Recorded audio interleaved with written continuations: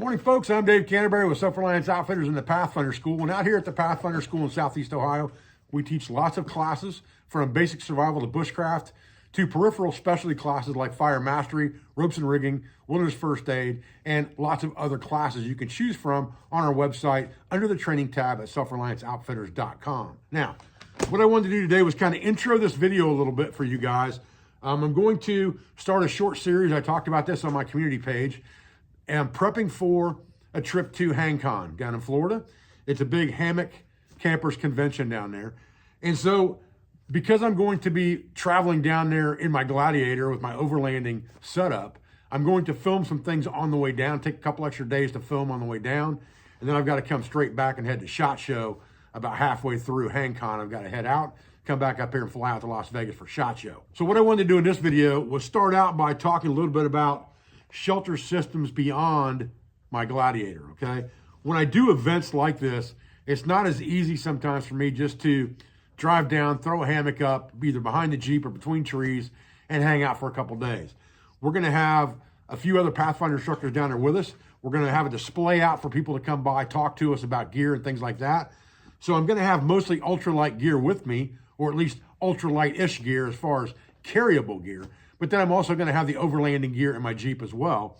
And I'm gonna have multiple shelter options for hiking, hunting, fishing, camping, things like that.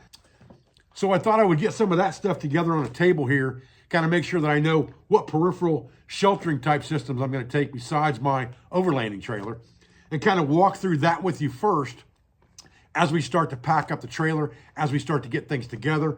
And it'll become, you know, a giant pack list when it's done. But understand that I'm packing for more than just myself to sleep at HangCon, because I've got to have other gear to show people, talk about, and display. And it's all gear that I use off and on throughout the year. So I thought we'd talk about that first. Okay, so let's talk about sheltering type systems for the trail, even for use with the Jeep, if I wasn't pulling the overlanding trailer. It has a rooftop tent on it, all right? And I don't know that I'll use that, but I'm gonna take it down there anyway just to have it for display in case people are interested in looking at the overlanding trailer with the rooftop tent and stove and things like that, pull-out kitchen, all that stuff. That's a great long-term camping scenario if you want to just go adventure on the road for a while and you want a convenient place to sleep.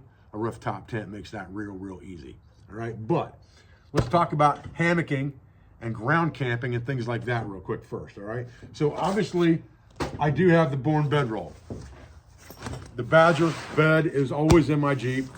I keep it there in case I just want to pull over with the Jeep. I don't have the trailer and I want to just throw it on the ground and go to sleep. I've got an awning that I can put out on the Jeep itself, and this makes a real convenient and quick way to sleep like that, okay?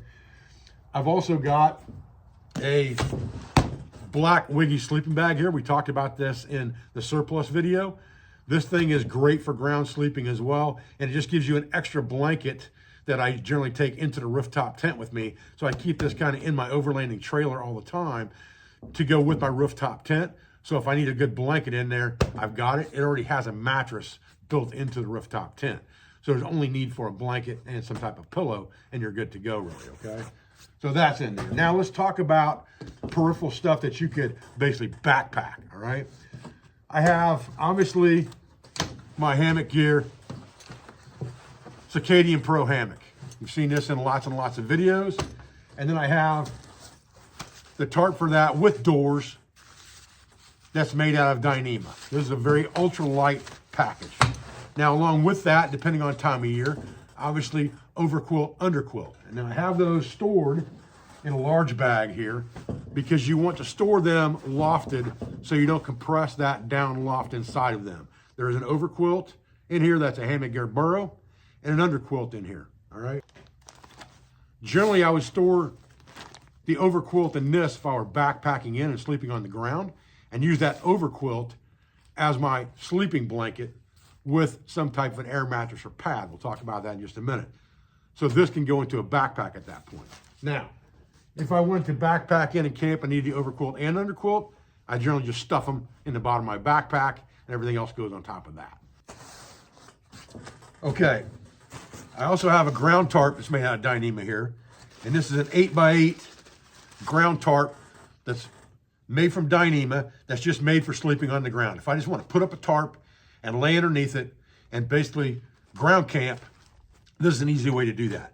If I want a full enclosure, then I have a Z-Packs Duplex Dyneema tent. And I've also done videos on this as well. You can refer back to some of those videos if you want to see what this looks like set up.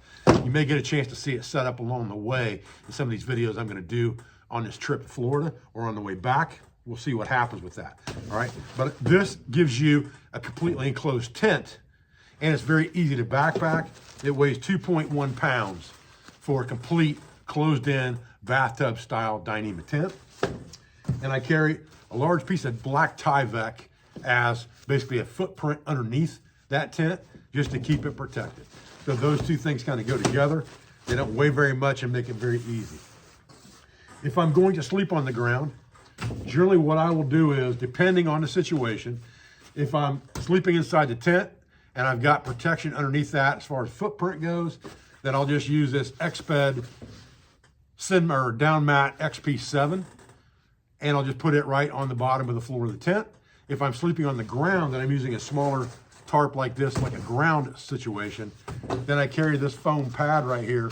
That's just a piece of closed cell foam that I can shove in the back of my backpack. It gives it rigidity in a Dyneema pack if you want it, and it gives you plenty of room to lay a full mattress on top of.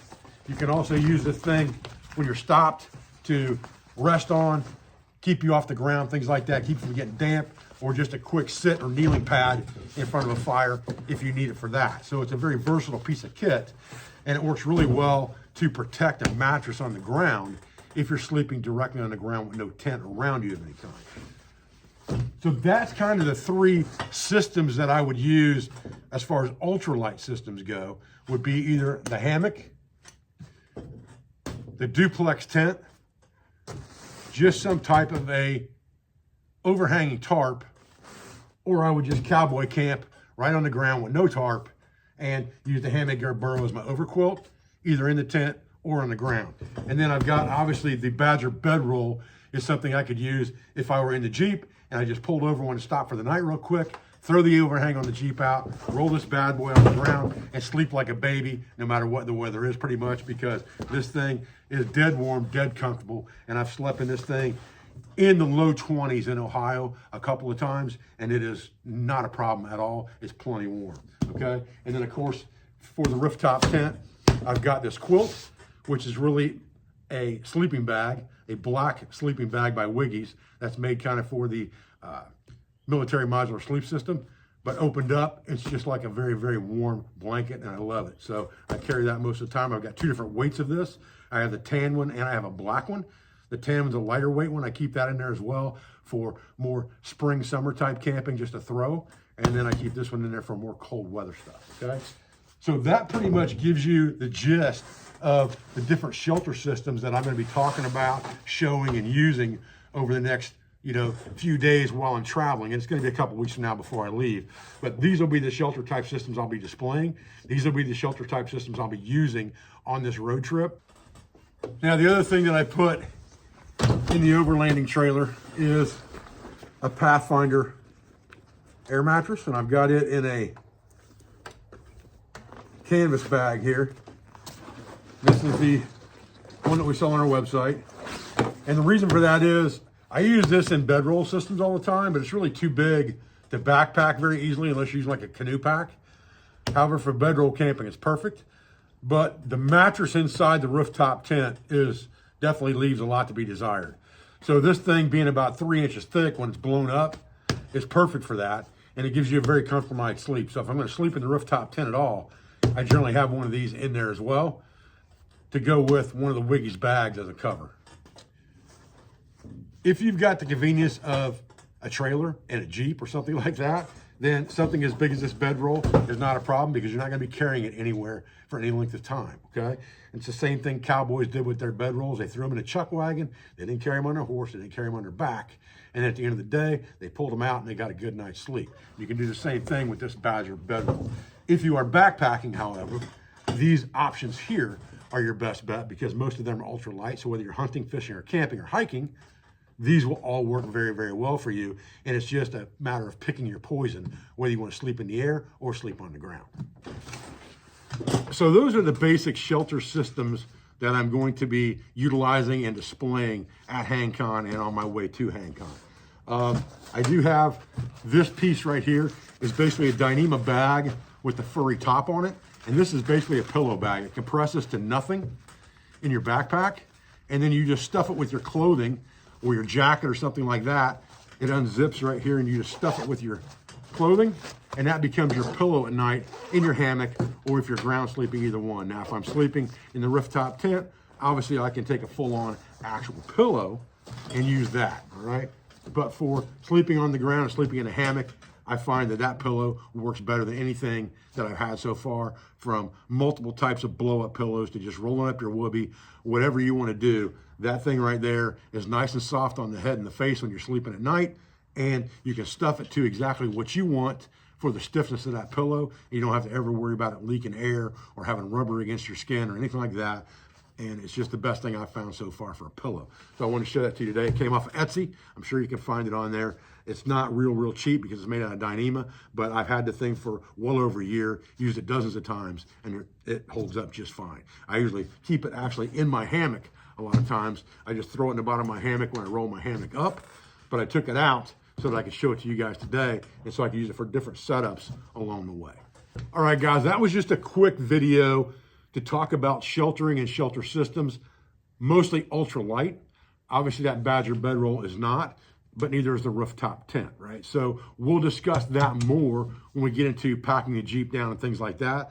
I've got lots of other gear I need to get together. Again, this is basically just shelter systems that I'm putting together to take with me. I'll just put them all in one box and take them, you know, to be able to display and let people look at, set them up if they want to, and things like that at HangCon.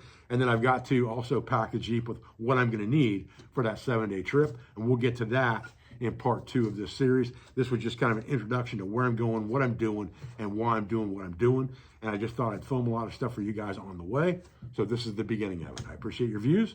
I appreciate your support. I thank you for everything you do for our school, for our family, and for our business, for all of our sponsors, instructors, affiliates, and friends. And I'll be back with another video in this series as soon as I can, guys. Thanks.